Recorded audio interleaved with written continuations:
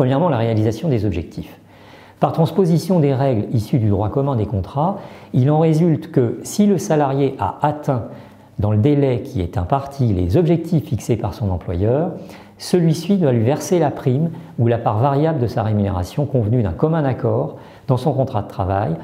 de manière unilatérale ou dans un acte séparé du contrat de travail. Ces objectifs aujourd'hui ne peuvent cependant pas traduire une obligation de résultat. Qu'est-ce qui se passe en cas d'échec d'atteinte des objectifs?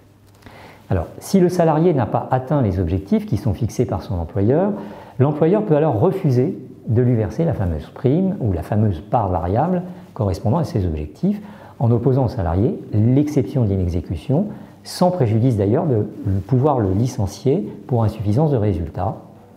Les conditions qui sont posées par la jurisprudence sont réunies. Il en résulte que, même en présence d'une clause contractuelle d'objectif, le juge a désormais la faculté et même l'obligation d'apprécier si l'insuffisance de résultat reprochée au salarié par son employeur constitue réellement un motif réel et sérieux de licenciement. Ça a été jugé par la Cour de cassation dans un arrêt du 14 novembre 2000. Par suite, le licenciement du salarié, pour un motif, ne peut être considéré comme justifié que si l'employeur est en mesure de prouver, par des éléments objectifs et matériellement vérifiables, la réalité de l'insuffisance professionnelle qu'il reproche à ce dernier.